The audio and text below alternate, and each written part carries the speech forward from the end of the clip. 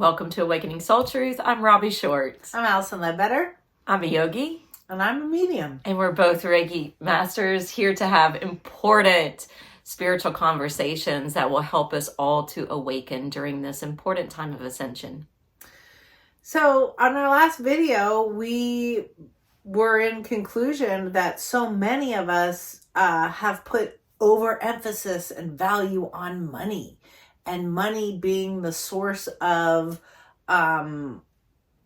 describing who we are. Money being the source of, I'm more valuable than you are because I have more money. Or I make a ton of more money, so I must be in God's favor. Wasn't people always say, I'm so blessed. Yeah. When they gain things. Like money and physical resources.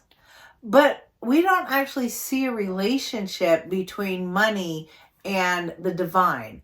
Yes, the money can be a tool to teach us, but it's just that, it's a tool. Just like anything else in this world is serving as a tool for gaining spiritual growth or understanding.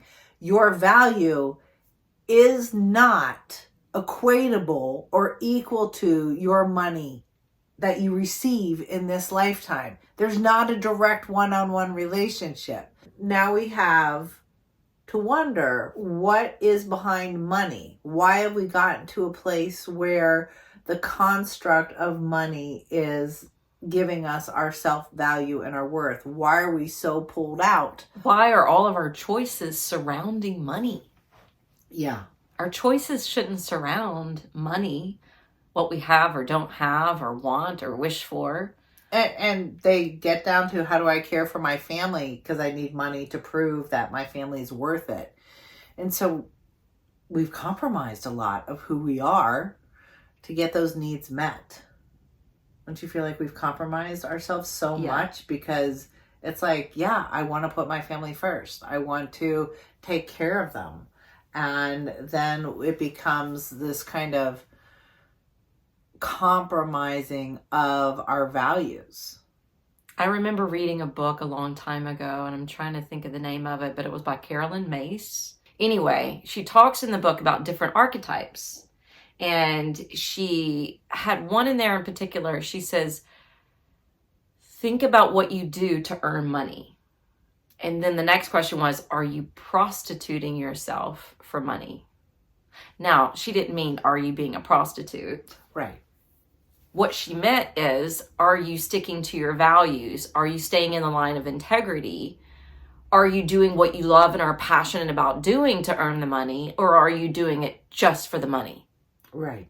But I think the bigger part about money is to really look at, what is my source of money, and have I compromised my wisdom or my values in the product that's being made or sold. We can take a lot of, like, we can take Nike. I mean, we can take any of these really big manufacturing of goods that use China as their labor force. And we're starting to hear that that labor force is really compromised. And it's in the news. These people have no rights, and they're enslaved. So we need to really look at, what are our conscious choices? How are we contributing to that? How are we contributing as consumers? Mm-hmm. But also, what company are you working for, and are they compromising their values?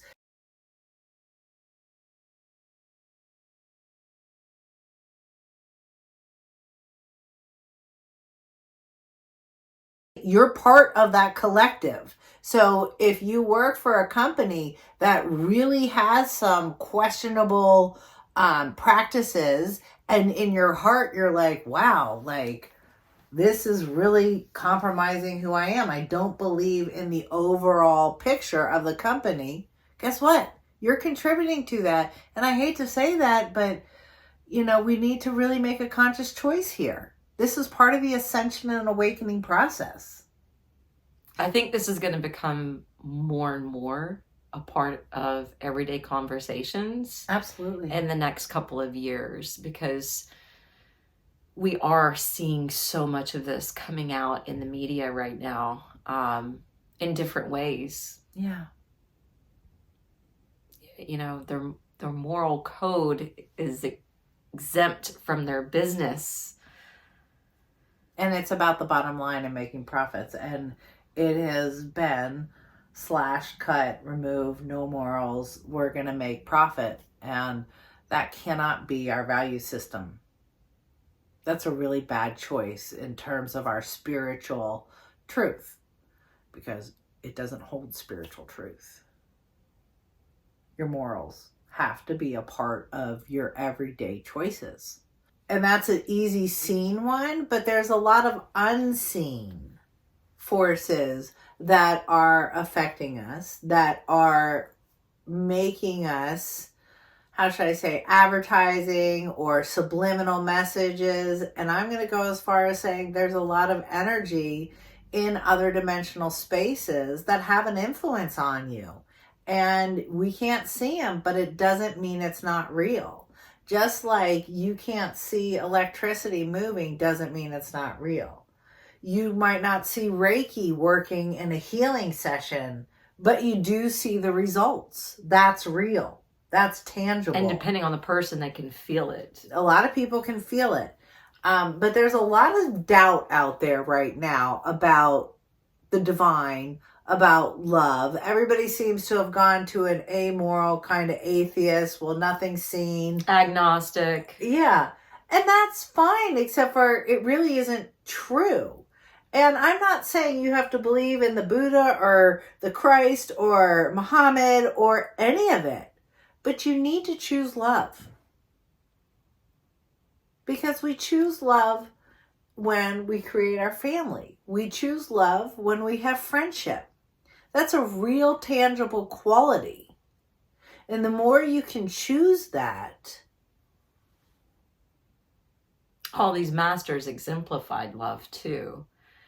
And we always mention, or at least biblically speaking, they say God is love, you know? So if you don't believe in God, can you believe in love?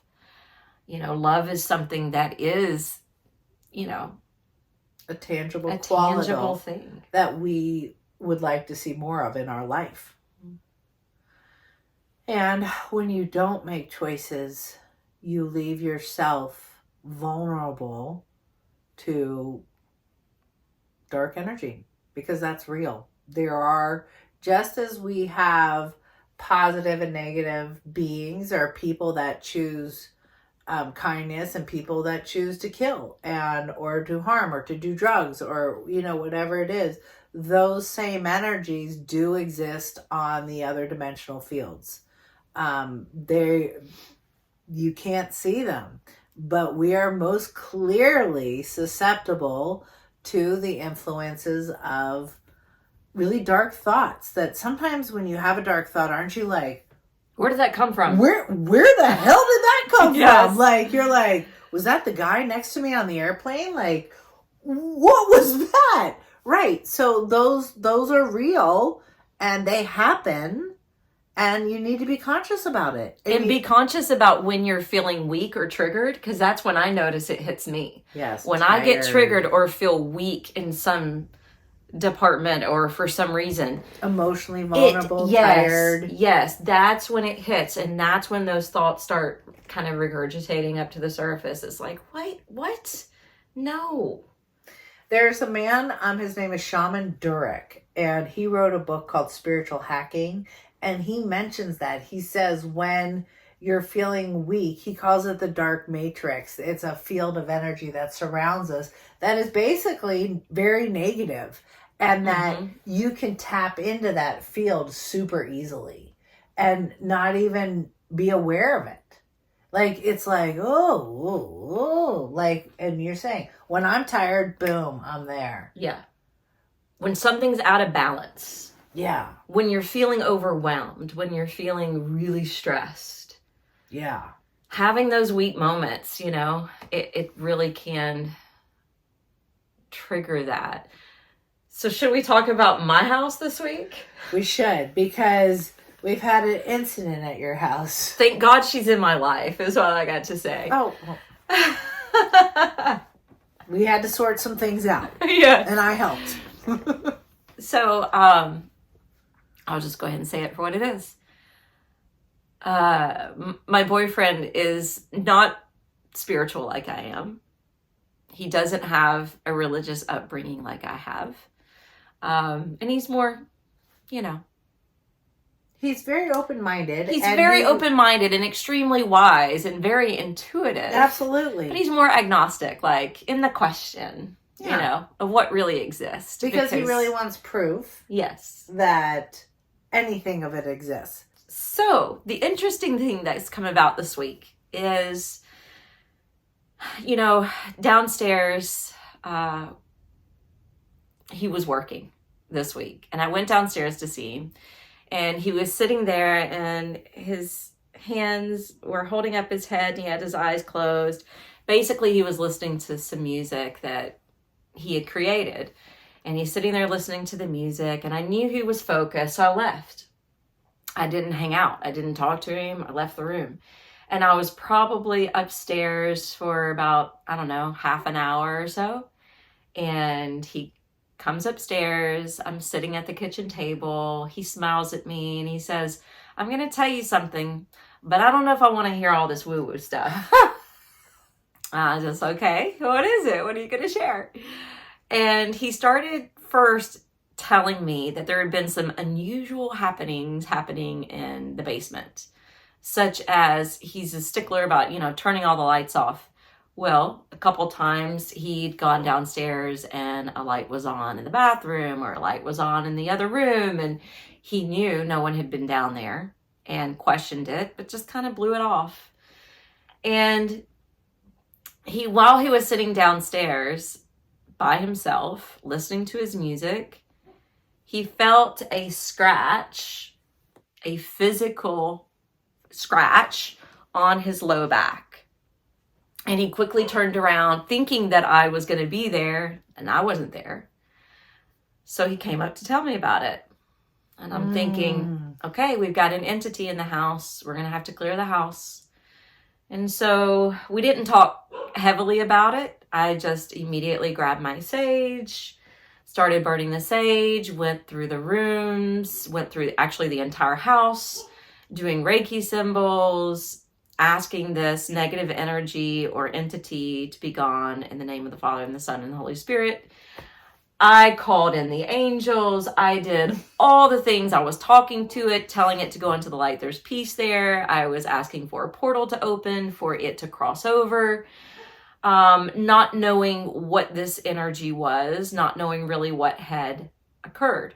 After I cleansed the house, the next morning, we're going about our day. He had thought, because I was thinking this entity came from somewhere, so either it came hitchhiking on one of us, or maybe someone that had visited the house a couple weeks ago had left it behind. And the very next day, he realized, well, the other thing that had happened in the last few weeks, besides someone just coming to the house, was the fact that he had bought this vintage guitar. Now, before I go on to say anything else, I have done a lot of feng shui workshops. And the feng shui consultant that I used to work with, she used to say, be really cautious about buying antiques. Because you don't know what house they've been in. You don't know what environments they've been in. You don't know the people who've owned it. And you don't know what kind of energy basically it's housing and storing with it. Right. And I used to love antiques, but I stopped antique shopping after I got into feng shui. And so the very next day, I thought it was extremely perceptive of him and very wise on his part to even think the guitar. Because I wasn't thinking an object, I was thinking people. But he's the one who was holding it every day. He's the one that's been playing it literally daily. And guess what happens daily? Every time he plays it, every location he goes to, every single person raves about how awesome it sounds, how amazing this guitar is. It's magical. How magical it is, right? Mm-hmm. So I decided I need to sage the guitar. That's when I think I talked to you about it. So ended up saging the guitar, saging all of us in the house. Because you're still getting signs that there's discomfort or disturbance happening in your house. Yes, there's still something not right. Even though you've cleared it and it's like, So I'd already cleared the house, but I had not thought about clearing the guitar. So that's what I worked on the next day. And I sat and centered and grounded and meditated before I started to do it. When I started to do it, I ended up giving the guitar Reiki and felt so much vibrational energy from this inanimate object. And I've Reiki'd objects before and have not felt that before. And so I felt like I think it might be the guitar. But as we know, as a guitar is played, it has a lot of vibration. There's a lot of tone. There's so much frequency. Mm-hmm. So I was even questioning that, right? So then I start closing my eyes, doing my little ritual with the Reiki. And should I say the whole thing of what I experienced? Yeah. Or basically what was going on besides the vibration, when I had my eyes closed, I called in assistance. I called in Christ energy. I called in the angels to help. I asked them to open up a portal because I wanted this negative entity or energy connected to this guitar to be released. And when I saw that being opened up, I saw one little piece go whoop right up. And I thought, oh, well, it cleared. But then I realized, I think it just tricked me into thinking it was cleared, or maybe just a piece of it cleared. Because think about it. If he felt a scratch on his back, that's more than the lights coming on and off. That's more than just a feeling of eeriness. I mean, that's a physical thing. So you can explain that more. When dark energy becomes more physical, it's because it's gained strength. So if you do have an energy that can manipulate the physical world, it's clearly gained strength. And it actually will accumulate souls. But this was a new one for me because it wasn't souls that it had accumulated. Okay, so when I continued the Reiki with it, I made him leave the room so that I could focus a little bit more. And I saw this big thing of smoke come up. Dark, I mean, like nasty smoke, like you would see coming up like a bonfire type of smoke. And it was coming up out of the guitar, and then I saw a demonic face with it, which freaked me out. But I didn't get scared because I knew from knowing you and talking to you and all the clearings you've done, really I needed to not really coerce, but I needed to convince this to cross over. So when we say crossing over, we're saying to stop operating in the third, fourth, lower vibration energies, dimensions, and to actually cross to the divine. Because the premise behind this is that there is a being that has not chosen to cross over, and they have to find source of energy. When you choose fear over God when you die, or over love, again, this choice appears at death. When you choose fear, you become a ghost, and then at that level you don't have source, and so you try to trick other beings to get source energy from, life force energy. So I saw the demonic face, and I just started telling it was loved and needed to return to love, that it could experience peace. The other thing that I felt was lots of pain. I felt pain, suffering, and addiction when I was touching the guitar.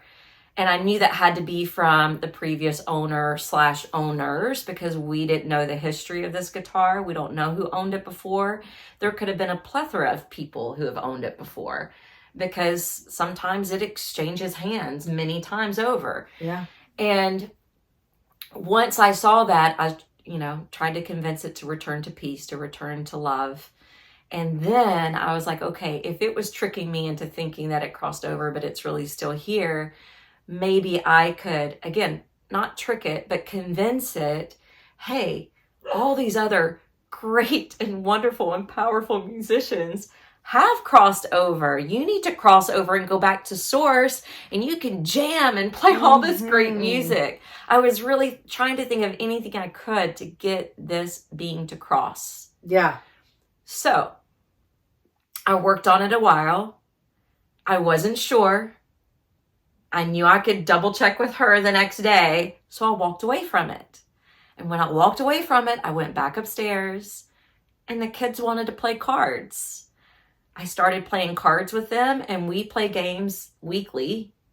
And I've never had an outburst, but we were playing cards, and I got triggered, and I threw my cards down and was like, I'm out. I'm done. You said something a little more graphic. Yeah, a little bit, but we'll save that. And literally all three people looked at me like I had just lost my mind. Yeah. Because really I did. I did in that moment. I completely lost myself in that moment. And I realized it after it happened, and they were still kind of pressuring me on it. I was like, can we just move on? Can we just let it go? But I felt so much irritability and unease in my body that when we got done playing, I started pacing the house and pacing the house and pacing the house. And I knew it had influenced me. So I went into my yoga room, sat in front of my altar, and did prayer. And I called in the Christ energy, and I sat and listened to the Kali mantra for a long time. And then I checked back with Allison the next day to see, okay, what's happening with this guitar? And now you get to share. So the energy on the guitar, basically when you ask something to cross over, you have to look at the original agreement to why it chose fear. What was the original problem, right? Because where did it start? What is our source of angst? And that's what I asked the guitar. And so I found a gentleman there, a man with brown, really longer, shaggy hair. So I'm now going to see a physical being. She cleared a lot. She did allow a lot of energy to dissipate and let go, and it definitely lessened. So you did some of the hard work for me. You were doing a great job. And the problem is it influenced you, so you know that it wasn't totally released. Mm-hmm. And that's a really good thing. When you do mingle with energies like this, you are touched, you are influenced by it. And you have to clear that afterwards. But what I found was a gentleman there with brown, shaggy hair that was all over the place, longer, very, very straight, kind of parted in the middle. The rocker cut. That's what I call it. The rocker cut. All right, yeah. He had the rocker cut. So, and when he was little, he was only allowed to play more religious music or blues music, and he could never play rock and roll. And he made an agreement with the dark side that he wants to rise into fame and be able to play whatever he wanted, to play that rock and roll music, to play. There was this sway towards that mastery. Wow. And that deep of a beautiful energy. And the agreement was, and he was young when this was made, probably 10 or 11, that that energy, the guitar would come into his hands, that fame would come with it. But that energy was welcome to feed directly into a separate being that was looking for source energy, and a very dark energy, a very large energy that was old, that basically tricked a child into saying, yes, you can have fame, it'll feel great, you can be the next Hendrix, right? You can feel the power and the joy and the rush of all that energy. And this darker, sinister energy was sucking in the vibration of the crowd energy, the movement of energy when crowds come together in concerts, was literally being sucked in and through that guitar. It's got a lot of power. I really want to know who owned that guitar. I know. It was like a vortex of a doorway into the dark side or the underworld. I mean, every Which- culture talks about the underworld. Which is so wild to me, because if, the legendary Robert Johnson, who went to the crossroads and sold his soul to the devil, To become famous. that's actually what made him think, could it potentially be this 1957 vintage guitar? Not that it belonged to Robert Johnson. I'm not saying that at all. That's not the case. But it just proves that the dark side can have an influence on not just people, but inanimate objects. Yeah. So you were saying it created a vortex. It was more of a vortex of collecting energy. Mm-hmm. And the person playing it becomes a conduit for that. Literally, ever since he's bought it and everywhere he's taken it, everybody raves about its sound. Always been his dream guitar. And he's never found one that played this great, because it's from 1957. Old, right. It's old. So it had all those components in place, which is why he got the call, because someone at the guitar shop knew he was looking for something like that. So it just kind of fell into his lap. It's so interesting. And interesting that it fell into my home. Yes. And we're doing this show. And you have the power to clear it. We have the power to say, what are you choosing? Let's clear this. So I think this has come about because we can share it with the world. We can share it through this network, and anybody watching it to realize if there's unusual things happening in your home, or if things are influencing you when maybe you've been in a good mood and all of a sudden you're not, question what's influencing me right now? What's influencing my choices right now? And can I get back into a space where I can make a conscious choice? And that conscious choice comes when we're grounded in our body and we're really centered in our heart, which is really our message. Yeah. It's critical for you to choose love and safety. And I think curiosity is great. Ask questions. But even when you're asking questions on things that you can't see, be clear that the answer is you need to cover yourself in love first before you go fishing and looking into the unknown.